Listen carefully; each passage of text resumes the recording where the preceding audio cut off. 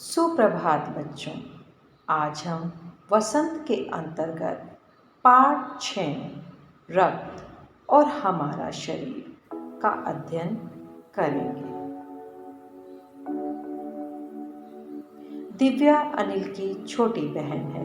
इधर कुछ दिनों से उसे हर समय थकान महसूस होती रहती है। भूख भी पहले से कम हो गई है। अस्पताल में उसे डॉक्टर ने देखा तो कहा, लगता है दिव्या के शरीर में खून की कमी हो गई है। डॉक्टर दीदी ने दिव्या की उंगली से रक्त की कुछ बूंदें एक छोटी सी शीशी में डाल दी और स्लाइड पर लगा दी। फिर अनिल से बोली, अनिल तुम कल अस्पताल से रिपोर्ट लेते जाना। अगले दिन डॉक्टर दीदी सूक्ष्मदर्शी द्वारा स्लाइड की जांच कर रही थी। स्लाइड की जांच पूरी होने पर डॉक्टर दीदी बोली, अनिल दिव्या को एनीमिया है, चिंता की कोई बात नहीं है, कुछ दिन दवाई लेगी तो ठीक हो जाएगी। अनिल के मन में जिज्ञासा हुई। वह बोला, दीदी एक सवाल पूछूं? एनीमिया से आपका क्या मतलब है? उसने पूछा, यह जानने के लिए तुम्हारे रक्त के बारे में जानना होगा। डॉक्टर दीदी ने उससे कहा, आपका क्या मतलब है दीदी? उसने पूछा। डॉक्टर दीदी ने कहा, अनिल देखने में रक्त लाल द्रव के समान दिखता है, किंतु इससे सूक्ष्मदर्शी के द्वारा देखें तो यह भानुमति के पिटारे से कम नहीं है। मोटे तौर पर इसके दो भाग होते हैं। एक भाग वह है जो तरल है, जिसे हम प्लाज्मा कहते हैं। दूसरा वह है जिसमें छोटे बड़े कई तरह के कण होते हैं, कुछ लाल, कुछ सफ़ेद और कुछ ऐसे जिनका कोई रंग नहीं, जिन्हें विषाणु प्लेटलेट कण कहते हैं। ये कण प्लाज्मा में तैरते रहते हैं। सूक्ष्मदर्शी द्वारा जो कण तुम्हें दिखाई दे रहे हैं, ये हैं लाल रक्त कण। अनिल आश्चर्य से उछल पड़ा था। रक्त की एक बूंद में इतने सारे कण, इसकी तो वह कल्पना भी नहीं कर सकता था। वह बोला, इन्हें देखकर तो ऐसा लग रहा है मानो बहुत सी छोटी छोटी बालूशाएं रख दी गई हों। रक्त की एक बूंद में इनकी संख्या लाखों में होती है। यदि हम 1 मिलीलीटर रक्त लें तो हमें 40 से 55 लाख कण मिलेंगे। इनके कारण ही हमें रक्त लाल रंग का नजर आता है। सांस लेने पर हवा से जो ऑक्सीजन तुम प्राप्त करते हो, उसे शरीर के हर हिस्से में पहुंचाने का काम इन कणों का ही है। इनका जीवन काल लगभग 4 महीने का होता है।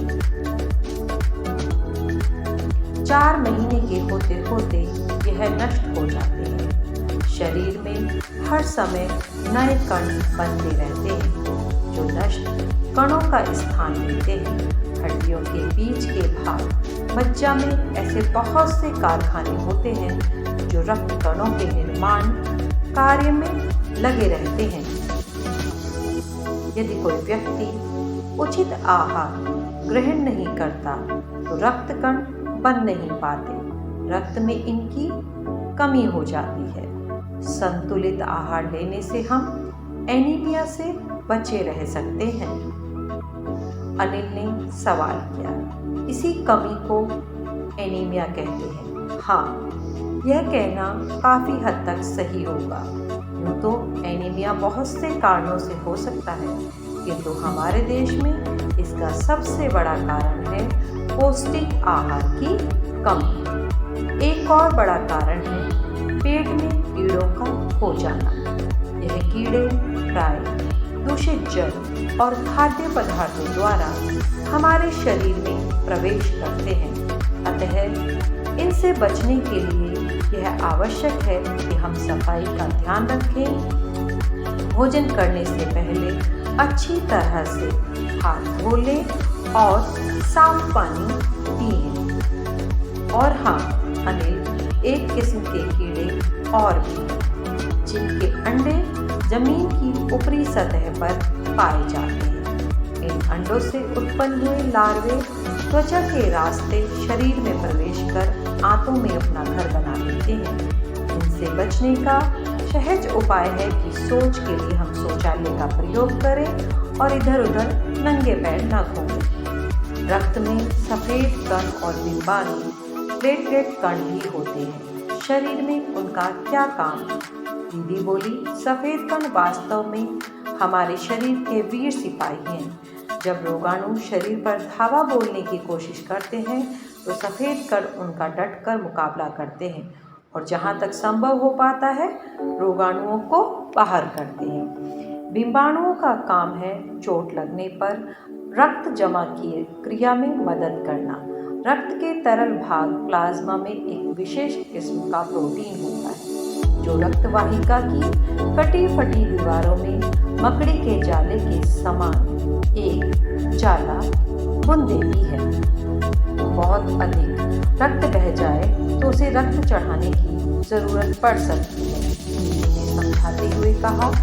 अनिल ने कहा, ऐसे समय में किसी भी व्यक्ति का खून कहाँ आ सकता है? दीदी बोली, अनिल, हर किसी का रक्त एक समान नहीं होता है। कुछ विशेष गुणों के आधार पर रक्त को 4 मुख्य भागों में बांट दिया गया है। जरूरतमंद व्यक्ति के रक्त समूह की जांच करने के बाद उसे उसी रक्त समूह का रक्त चढ़ाया जाता है। लेकिन जरूरत के समय यदि उस रक्त समूह का कोई व्यक्ति मिले ही नहीं, तब ऐसी आपात स्थिति के लिए ही ब्लड बैंक बनाए गए हैं। प्राय हर बड़े अस्पताल में इस तरह के बैंक होते हैं जहां सभी प्रकार के रक्त समूहों का रक्त तैयार रखा जाता है। किंतु इन ब्लड बैंकों में रक्त का भंडार सुरक्षित रहे, इसके लिए यह आवश्यक है कि हम समय समय पर रक्तदान करते रहें ताकि खून की कमी ना हो और सभी लोगों को पर्याप्त मात्रा में खून मिल सके। 18 से अधिक उम्र के स्वस्थ व्यक्ति रक्तदान कर सकते हैं। एक समय में लगभग 300 मिलीलीटर रक्त लिया जाता है। फिर तो बड़ा होने पर मैं नियमित रूप से रक्तदान किया करूँगा, अनिल ने कहा। धन्यवाद बच्चों। ये था हमारा आज का अध्याय, रक्त और हमारा शरीर।